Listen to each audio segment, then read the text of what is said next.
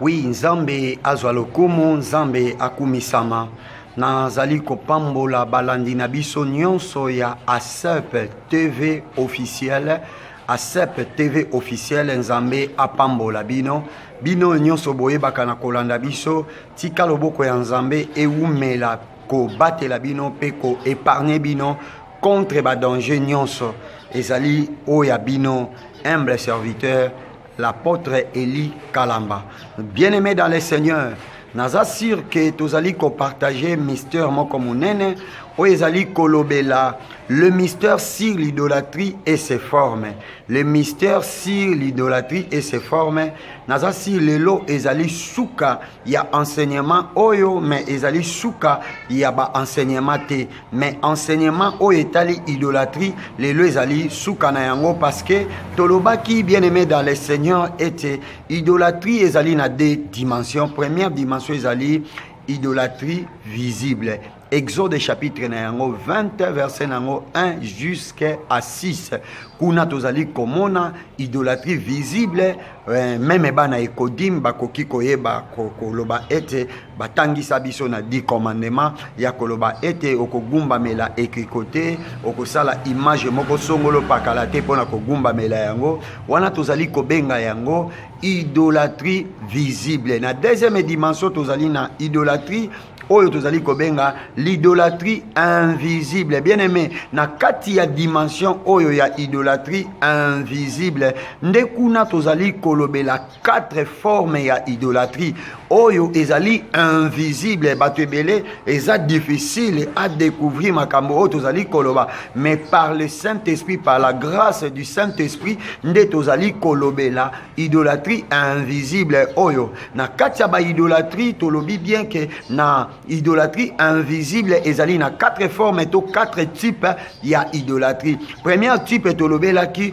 le culte des personnalités. Bien aimé dans le Seigneur, na kati ya culte ya personnalité tolobaki par rapport ya ndenge apôtre Paul azali koloba na 1 Corinthiens chapitre 4 verset 1 jusqu'à 7 ndenge pe azali kobakisa lisusu na 1 Corinthiens chapitre 3 verset 4 jusqu'à 9 ozali komona apôtre Paul azali ko dénoncer ndenge nini peuple ya Corinthe esi ebungaki na koloba ete biso tozali ya apôtre songolo. Par exemple ya Cephas biso tozali ya Apollos, biso tozali ya Paul. Alobi ke biso tokufelaki binote pour dire que esengelaki peuple de Dieu baeba ke ezana que un seul rédempteur o esengeli bango ba reconnaître na makambo na bango nyonso basali nzambe bazali o tozali kobenga ba instrument par lequel o nzamba bazali ko passer pour asala quelque chose. Mais malgré nzamba bazali ko passer kati na bango pour asala quelque chose, bango esengeli ba kita yenzambe amata. Donc Yesu atombwama batu bakita. Bien aimé dans le Seigneur, okoya komona na acte 14 11 jusqu'à 18 okoya komona que après avoir apôtre Paul na Barnabas ko sala miracle peuple ya mboka wana o tozali kobenga Listre balingaki ba adorer bango bakataki bilamba balobi ke ba apôtre bakati bilamba balobi ke biso pe toza batu lokola bino tozali jamais ko mériter adoration oyo unique moto azo mériter adoration c'est le Seigneur Jésus-Christ. Bon reconnaître kakaye na 18 na acte 14 et 18 balobi ke Paul a convaincre bango bayeba ete bango baza batu. C'est pour cela bien aimé dans le Seigneur nazali ko convaincre yo koyeba ete malgré ozote yama ndenge ozali kote yama wana yeba ete mosala nzamba za rien que instrument o nzambe a utilisé azo mérité ba honneur na ye o esengeli po na ye mais keba kokende au-delà de sa personne ete ndenge apôtre Paul azali koloba ke bo kende te au-delà de notre personne ya kobanda komona biso lokola banzambe aussi longtemps que toza banzambe te toza ba mortel tokokufa mais Yesu akotikala kokufa te. Bien aimé dans le Seigneur na kolinga o comprendre na deuxième type to na deuxième forme ya idolâtrie tozali na o tozali kobenga culte d'apparence. Tosi tolobelaki yango ba oyo balandaki biso d'ailleurs ezali toujours kaka na suite na biso ya YouTube oyo tozali kolobela ASEP TV officiel. Soko koti na ASEP TV officiel okomona ba enseignement nyonso oyo me ngai na kolobela lelo o ezali quatrième type ya idolâtrie o tozali kobenga le culte des anges. Bien-aimé dans le Seigneur, na deuxième forme ya idolâtrie ezali culte d'apparence. Culte d'apparence, nzamba azoyebisa Israël alobi bokozwa na kati na bino ba juge, bokozwa na kati na bino batu oyo baza na autorité, ba ancien oyo bakobanda ko juger makambo. Deutéronome chapitre 1 verset 15 à 16 obandi ko kita alobi boye bako juger non selon l'apparence. Pour dire quoi? Et sengeli ba juger fond ya makambo, ba luka ba kota na kati ya makambo et non apparence. Apparence batu nyonso ba juger ka makambo na apparence bazaka ba idolâtre. Peut-être yo zali koyeba te yango nzamba yebisaki Samuel tangu akei ko wendre roi David. Bible zali koloba ete tangu akei na ndako Esai erreur asalaki munene komona na 1 Samuel chapitre nango 16 verset nango 1 verset nango 3 jusqu'à 10. 1 Samuel chapitre 16 verset 3 jusqu'à 10 tokoya komona erreur ya Samuel parce que Nzambe a reproché ki Samuel etango amoni yaya David a bibi balobi komona kaka moni munene na ye, amoni tolo na ye, amoni loboko na ye, mbala moko alobi certainement roi ye azali boso nanga. Oh bien-aimé dans le Seigneur, nzamba telemeli alobi non ngai na jijaka jamais selon l'apparence,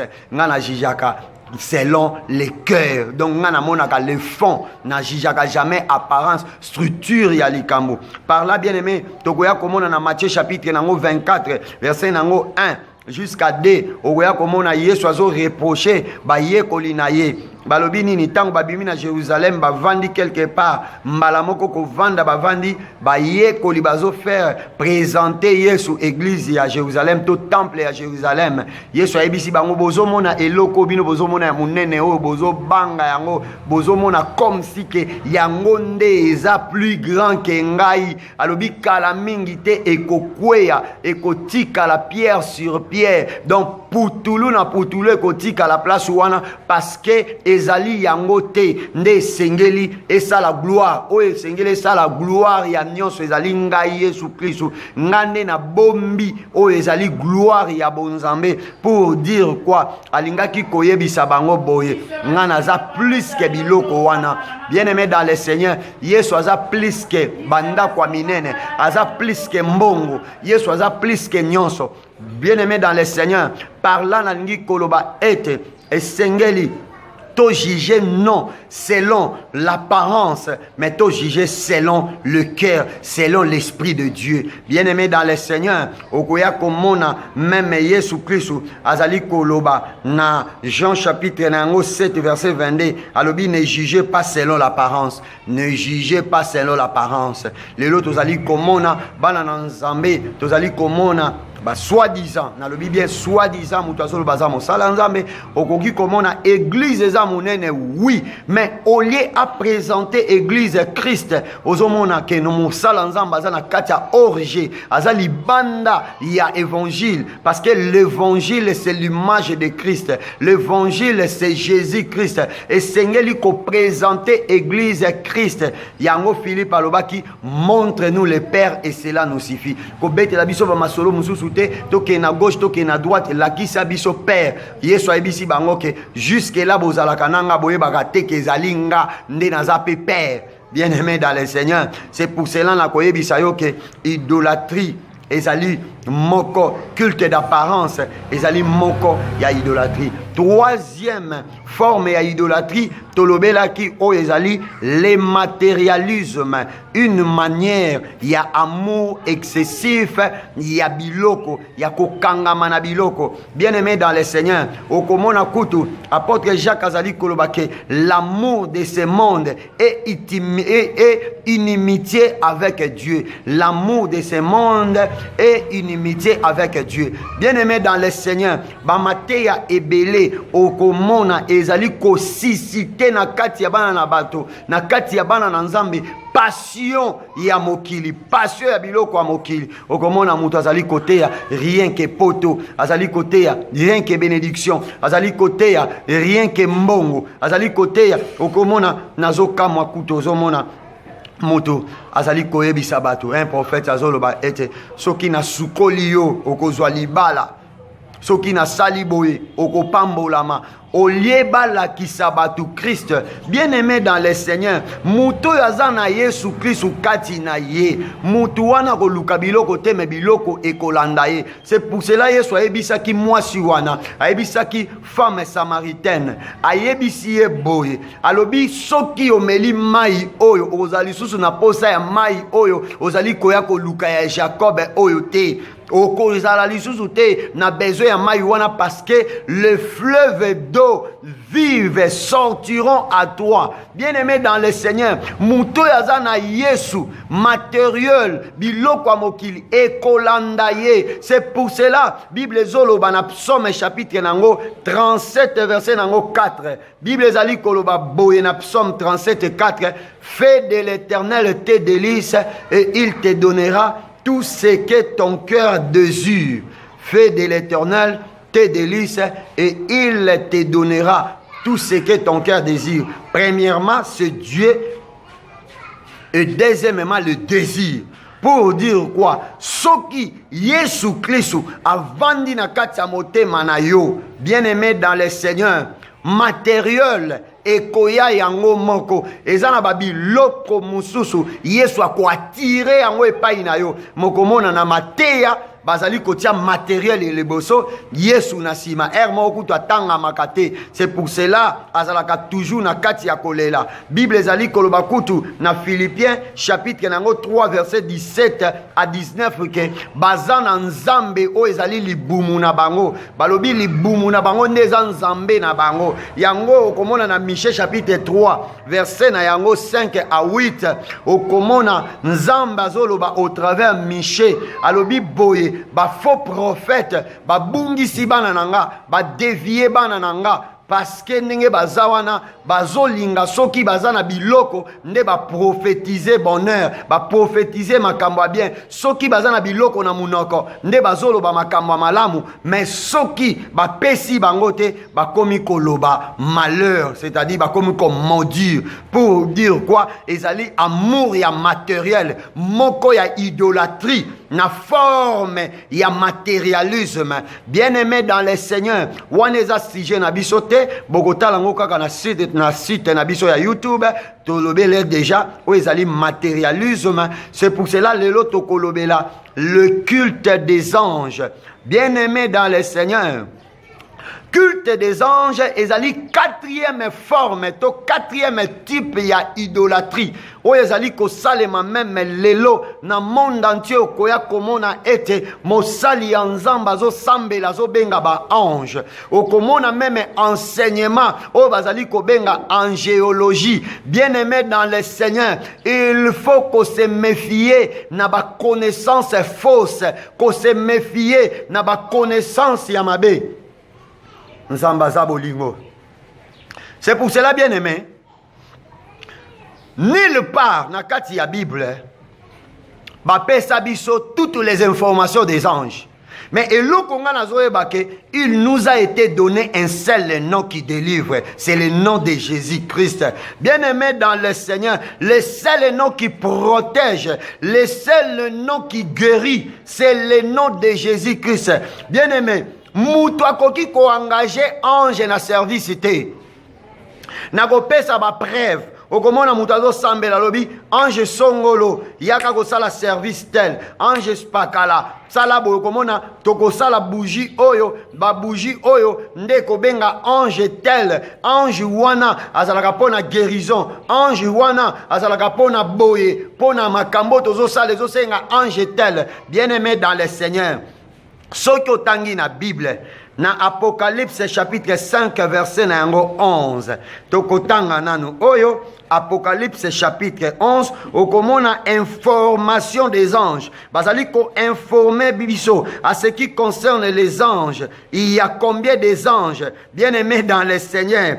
Awa eza na bato ebele baza na kati ya ignorance okomona bazo tangisa ye kombo ya ba ange eza ignorance. Bien-aimés dans le Seigneur okoki Kotanga Bible de Genèse à Apocalypse, on n'a même pas parlé, pas même 10 anges.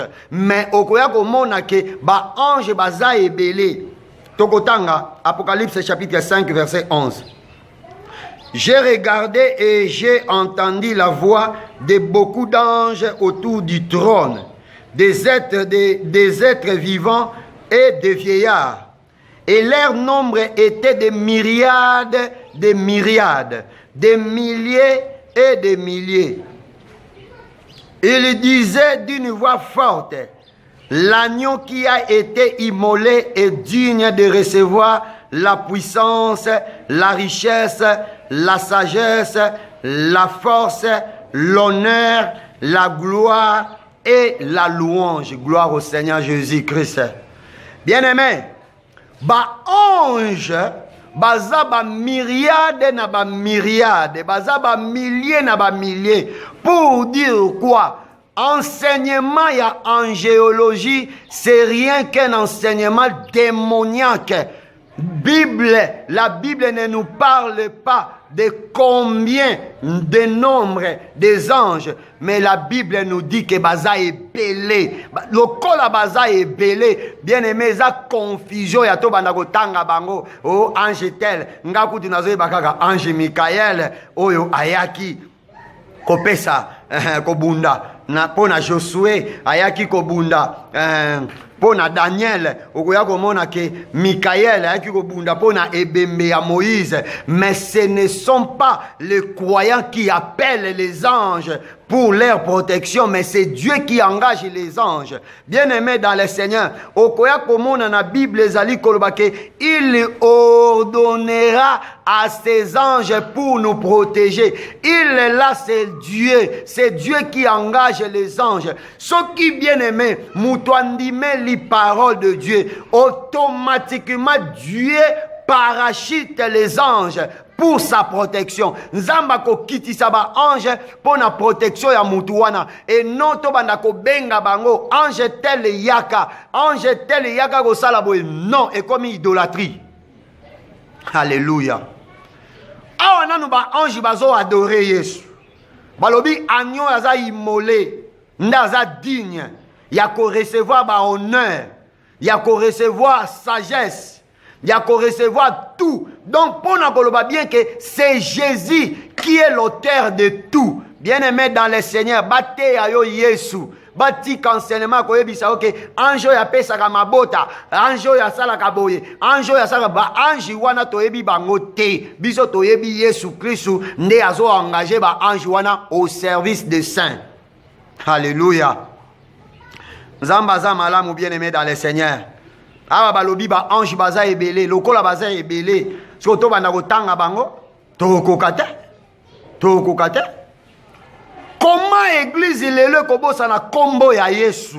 Bazali kobosa ni sabana na nzambe kombo ya Yesu na ba enseignement moko faux, na ba enseignement moko pernicieux. C'est pour cela batu nyonso oyo ba travaillaka na ba ange, ce ne sont pas des anges de Dieu, ce sont les anges déchus. Ba oyo ba bengaka bango. Nous avons des anges, mais ces anges-là, c'est Dieu qui les engage au service.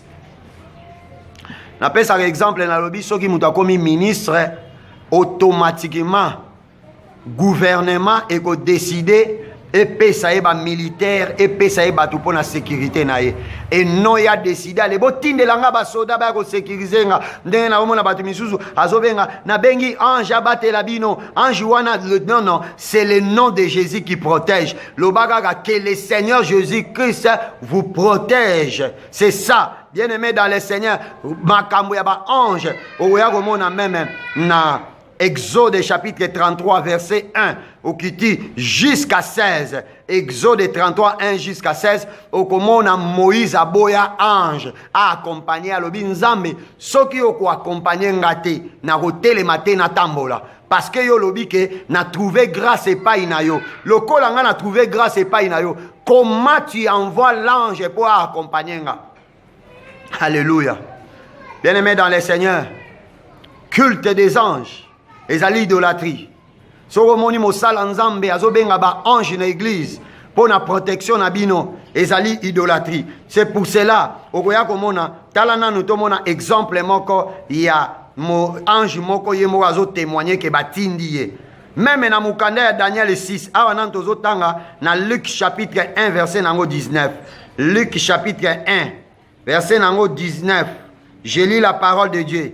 L'ange lui répondit: je suis Gabriel, je me tiens devant Dieu. J'ai été envoyé pour te parler et pour t'annoncer cette bonne nouvelle. Aozomona ange azoyebisa Zacharie, alobi nazali ange Gabriel. Donc, ange toyebi komwa se présenta Gabriel. Mais babiloko mzouya neza ba connaissance moko maléfique et bungisaka. Bien-aimé dans le Seigneur, c'est pour cela na kolinga koyebisa yo nzamba za na besoin oyeba kombo ya mwana na yo akufela kiyo, c'est le nom de Jésus-Christ. Soki otali malamu okomona na Daniel chapitre na yango 6 verset 21 22, Daniel azoyebisa roi alobi boye Dieu a envoyé son ange pour me sauvegarder, pour me protéger, pour m'épargner. Alobi, c'est Dieu qui a envoyé son ange. Alléluia. C'est Dieu qui envoie des anges. Ce n'est pas à nous, l'Église, d'invoquer les anges. Nous ne pouvons pas invoquer les anges.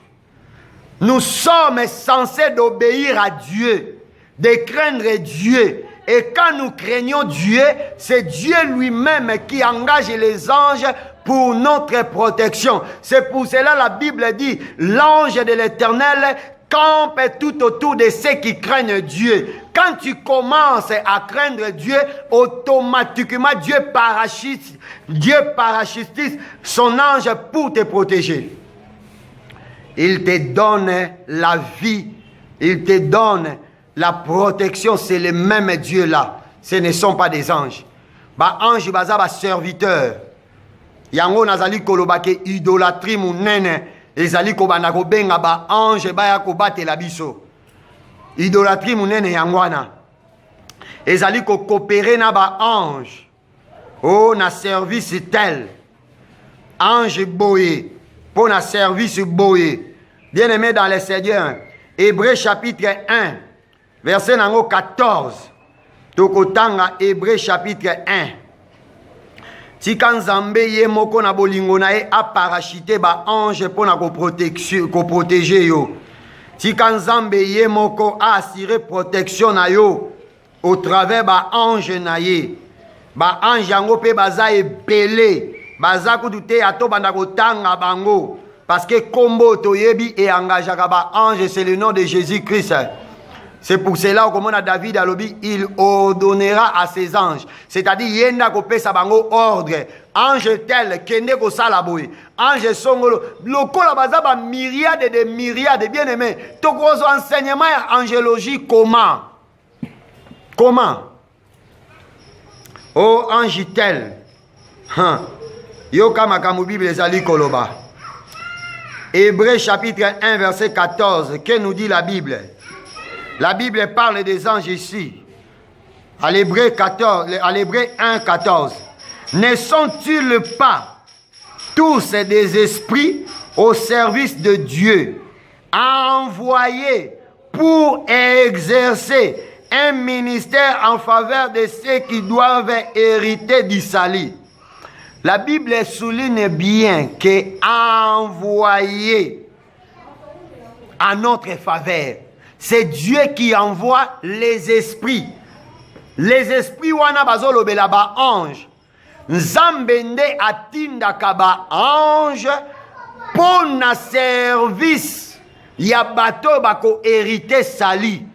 C'est pour cela mutu nyonso oyo azali ko hérité sali ba ange ba protégeaka ye. Nombre ya ba ange ya protection ya koyeba te. Eza secret ya Nzambe. Au moins que Nzambe alakisa yo nulle part, bien aimé dans le Seigneur. Okoya komona na kati ya Bible ndenge tangu Gehazi azalaki kobanga tangu roi ya Syrie atindaki batu baya kokanga Élisée, baya kokanga Gehazi, parce que Élisa bandaki ko prophétiser pour na réussite ya Israël. Nde mukolo wana Nzambe alakisaki na nzela ya Élisée afongoli Gehazi misu, alakisi armée, alobi tala armée na ba char de feu oyo ba entouraki. Donc pona kololinga koyebisa eke ba oyo bazali na ngambo na biso baza ebele, des myriades et des myriades, des milliers et des milliers des anges qui sont tout autour de ceux qui héritent le salut. Alléluia. Bien-aimé, kobangelo komo côté oza entouré na armée ensemble oyo yemo kwa engagé pour la protection na yo. C'est pour cela muto bana ko distraire yo teke benga ange songolo, benga ange pakala. Non, au nom de Jésus-Christ, engagement ya ba ange zo salema pour la protection na biso.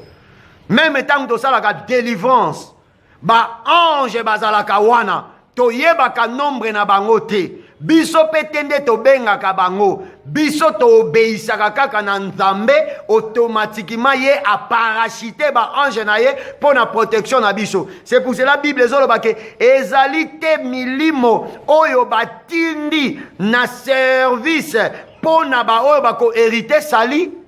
Alléluia, bien-aimé dans le Seigneur, vous a protégé kobangelo comme côté. Au nom de Jésus-Christ, tika protection et surgir. Bisika nyonso zali. Au nom de Jésus-Christ, tika guérison et surgir. Et sika ozali, peu importe les maladies, peu importe les combats. Au nom de Jésus-Christ, recevez la guérison. Tokozwa guérison na kombo ya ange mon côté. Tokozwa protection na kombo ya ange mon côté. Mais au nom de Jésus-Christ, Nzambe azwa lokomo. C'est pour cela, mon frère, ma soeur, longwa na idolâtrie, sous forme, il y a un culte des anges. Et belé bazo benga ba ange pour la protection na bango. Et zali ba ange dessus. C'est pour cela que mona bandeko basala ka idolâtrie visible. Ba gumba melaka bikeko, ba travaya ka mingi na ba ange dessus.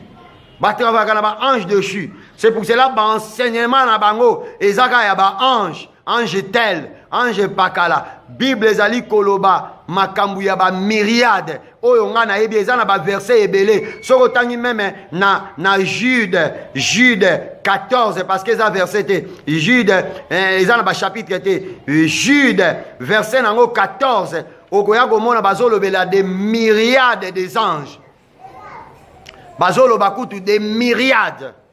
Bien-aimé dans le Seigneur, ba myriade wana olomona te keza confusion ya kobanda kobelela bakombo ebele kotanga batanga bakombo ebele. Il n'y a que seul nom qui nous a été donné, c'est le nom de Jésus-Christ. C'est pour cela recevez ces noms là. Tika ekota na kati ya motema na yo pona koloba nyonso nalingi koloba conséquence ya idolâtrie. Idolâtrie et ça la perte ya puissance na kati ya mutu. Idolâtrie et créa ka malédiction et s'abattre na kati ya église. Idolâtrie et ça la ka ba démon ba contrôler église. C'est pour cela tika ete église corps du Christ oyo Yesu Christ yemo kwa zali mutu a protéger bino, a épargner bino na idolâtrie na ba nyonso ya molili na ba enseignement pernicieux nyonso na kombo na Yesu Christ. Bo bima na culte de personnalité, bo bima na culte d'apparence, bo bima na matérialisme, bo bima na culte des anges. Au nom de Jésus-Christ, message oyo Nzambe ya lola ayeba na kofongola na nzela ya molimo mo santu. Pensez à moko na moko ezala élargi pour la connaissance ya Christ na kombo na Yesu Kristo. Tika Yesu Kristo pambola bino na pambole tonga na pamboli ba na Nzambe église corps du Christ nyonso ezala béni au nom de Jésus-Christ. Bo s'abonner na chaîne na biso ASEP TV officiel, ASEP TV officiel, bo s'abonner, bo aimer et vous allez malamu mingi pona ba enseignement oyo etikali. Numéro nanga téléphone ezali plus 243 97 545 98 31 plus 243 97 545 98 31. Waneza numéro nanga ya WhatsApp soko lingo komelanga na WhatsApp ba commentaire nyonso onela pona ko répondre nzambe ya lola apambola bino na kombo na Yesu Kristo. Seigneur éternel Jésus, na tiki semence oyo entre tes saintes mains, tika ete yo osala enfin ke bambuma nango emonisama. Olongola peuple na yo basali na nzambe na idolâtrie pe na ba forme na yango nyonso. Fongola bango mayele, pesa bango boyebi ya solo, ya doctrine ya Christ, ya connaissance ya Christ. Au nom de Jésus-Christ, nous avons ainsi prié. Amen. Nayebi ke ba oyo bazana Yesu Kristo bako banga eloko moko te. David alobaki, l'Éternel est mon berger, je ne manquerai de rien. Tika kimia ya Yesu Kristo e umena na bandako na bino na kombo na Yesu Kristo.